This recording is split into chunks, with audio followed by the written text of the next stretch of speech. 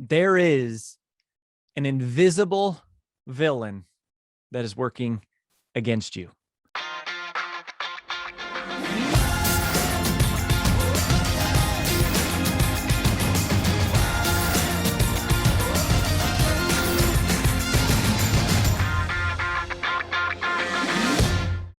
So many of us don't even realize that this villain is there in our life. And that's why I describe this villain as invisible. And yet this villain has massive impacts on your business, on your self-confidence, on your relationships, on your ability to make more money, on your ability to have more freedom.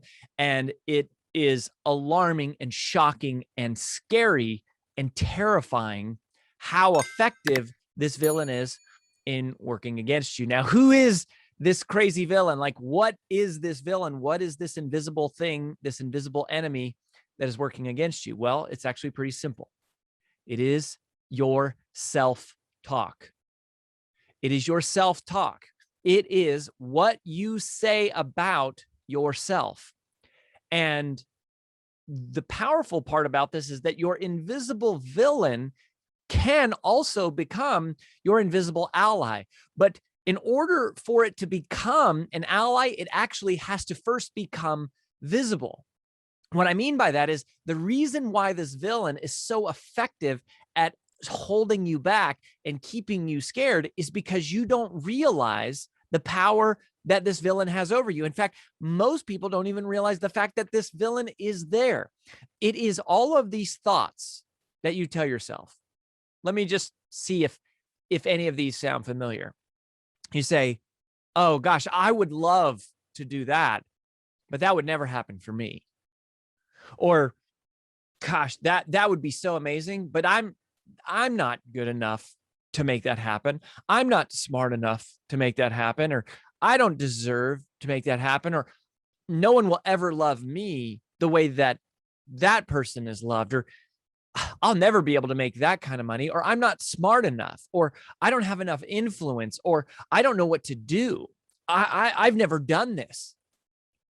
All of those are examples of the invisible villain.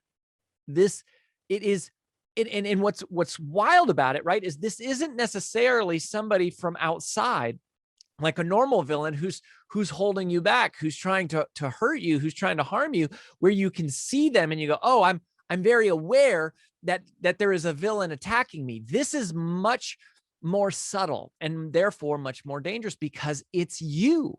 It is you allowing yourself to tell yourself limitations about yourself.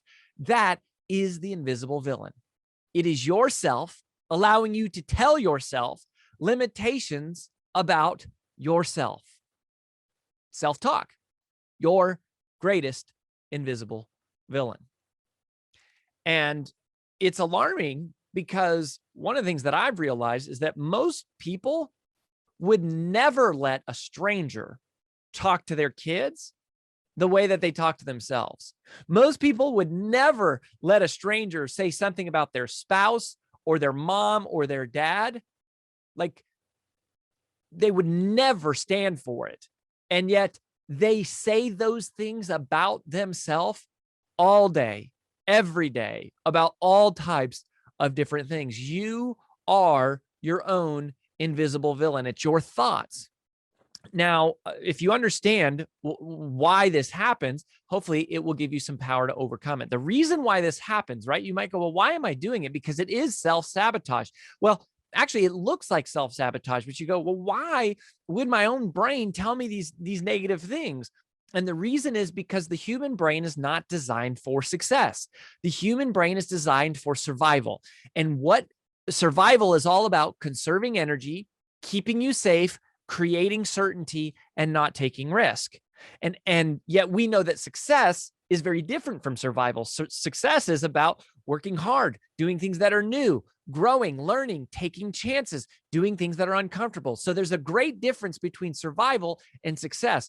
The fact that your brain tells you those negative things, it does it to keep you safe, to keep you in a world of certainty, which, even though you don't have everything you want, at least you don't have to risk. At least you feel safe. So your brain is working. It thinks it's working for you. But in reality, if you're an achiever, if you're someone who wants more, it's working against you. And how come, if you would never let someone talk to your kids the way you talk to yourself, why would you stand for it? You shouldn't stand for it. What you need to know is you need to realize, number one, that it's happening.